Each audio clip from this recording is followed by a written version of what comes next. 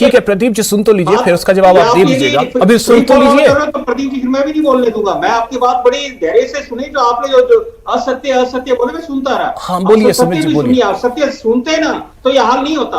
अब जो जालोर जोधपुर में इनके राष्ट्रीय नेता राहुल गांधी जी ने तो कर्ज कहा कि हम संपूर्ण कर्ज माफी करेंगे 10 दिन के भीतर। ये बात छोटी नहीं है। एक राष्ट्रीय दल का नेता, उस समय राष्ट्रीय अध्यक्ष थे, वो ये बात बोले कि हम संपूर्ण कर्जा किसान का माफ करेंगे, तो बहुत से किसानों ने ऋण और भी जब लिया उन्हें लगा कि समय आएगा देखो, और ये कांग्रेस कहती रही थी कि हम सारा कर्जा माफ करेंगे।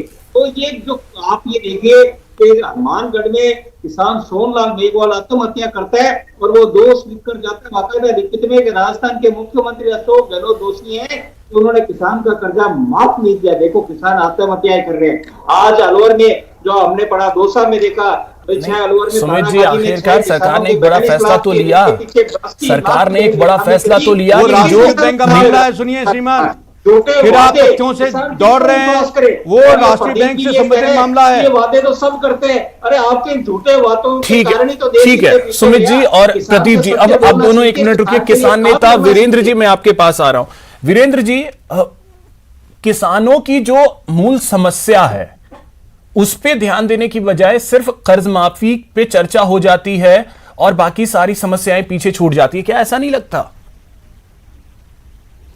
देखो जी, ऐसा है कि किसानों की स्थिति पहले भी आर्थिक स्थिति खराब थी और इन्होंने घोषणा पत्र में जो पहला शर्त नंबर 1 जो इन्होंने घोषणा की थी कि संपूर्ण ऋण जितना भी है, संपूर्ण कोऑपरेटिव और नेशनलाइज बैंक का कोई हवाला नहीं था, उसमें संपूर्ण ऋण माफ किया जाएगा, ये था। संपूर्ण किसानों ने कांग्रेस को वोट दिया, भोले किसान जो इनकी बातों में आ गए, और उसके बाद कांग्रेस पार्टी आ गई तो इन्होंने कहा कि 2 लाख रुपए ऋण माफ किया जाएगा। वो 2 लाख का आंकड़ा कहाँ से आ गया?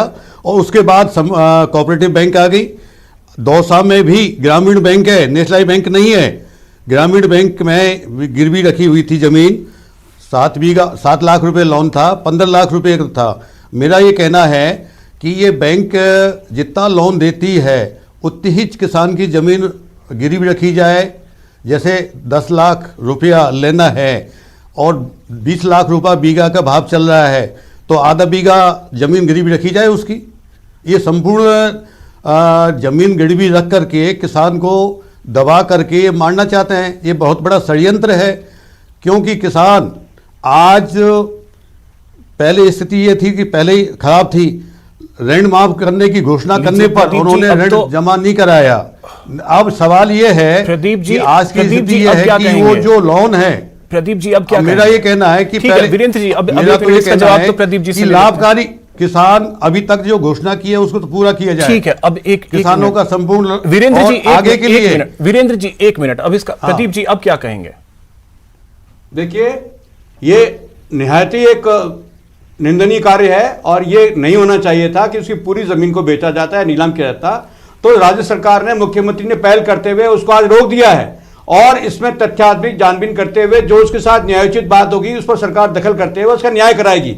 संज्ञान में आते ही सरकार ने अपना कदम उठाया है और मैं धन्यवाद दूंगा, कृपाल मीणा जी ने भी संज्ञान में लाए हैं, तो मैं इस बात को मानता हूं कि वो लाए हैं, तो सरकार ने उस पर उचित कदम उठाते हुए उसको न्याय दिलाने की बात कही है।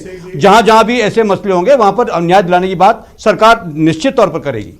ठीक है मिथिलेश जी, अब मैं आपके पास 3 साल में जिन किसानों की जमीन नीलाम हुई उस पर सरकार क्या करेगी? ठीक है सुमित जी, एक मिनट सुमित जी, एक बार मैं एक कमेंट मिथिलेश जी से, क्या कार्रवाई करोगे आप? सुमित जी 1 मिनट में एक कमेंट। मिथिलेश जी, मैं आपसे अब एक चीज समझना चाहूंगा कि जो एक्चुअल समस्या है, क्या कर्ज माफी से हल हो जाएगा? देखिए अभिषेक जी, कर्ज माफी से कोई समस्या का हल नहीं होगा, क्योंकि कई जगह केवल कृषि ऋण की परिभाषा देनी पड़ेगी।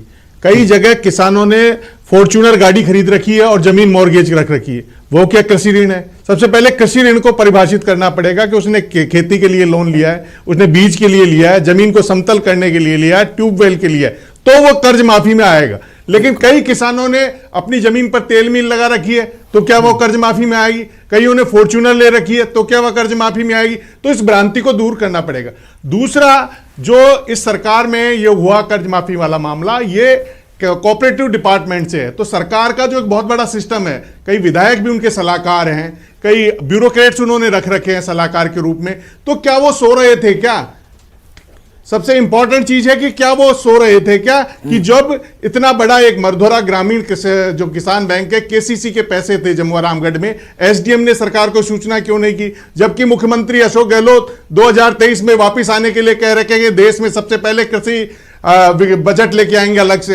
किसानों के उन्होंने हर महीने के 1,000 रुपए का बिजली का अनुदान दिया है। ये तमाम होते हुए उनके जो अरबी घोड़े हैं, जो ब्यूरोक्रेट्स हैं और जो विधायक हैं, जो सलाहकार बन के बैठे हुए हैं, क्या उन्हें पता नहीं था कि क्या चल रहा है रेणी में 11 किसानों के साथ? और दूसरा इसमें इंपॉर्टेंट जो चीज है कि कर्ज मुक्ति के बजाय किसानों की आय कैसे बढ़ाई जाए, इस पर कोई सियासतदार बात करने को तैयार नहीं। एक्चुअल समस्या जो है वो यही है कि किसानों की आय कैसे बढ़ाई जाए, वो इन्हें एक वोट बैंक के रूप में यूज करना चाहते हैं। ठीक है। और सबसे इंपॉर्टेंट है कि सारे सियासतदार एक नारा लगाते हैं कि जिसने कोई किसी ने ठगा नहीं, किसानों का कोई सगा नहीं, 1 2 3 4 और किसानों की जमीन नीलाम हो गई। ये नारा लंबे समय से चलता आ रहा है। सीबी यादव जी हमारे साथ है, किसानों की स्थिति बदलने के लिए नहीं। ठीक है, मिथिलेश आता हूं फिर से। सीबी यादव जी हमारे साथ हैं, करेंगे तब तक इसका भला नहीं होगा। ठीक है, सीबी यादव जी कृषि विशेषज्ञ। सीबी यादव जी,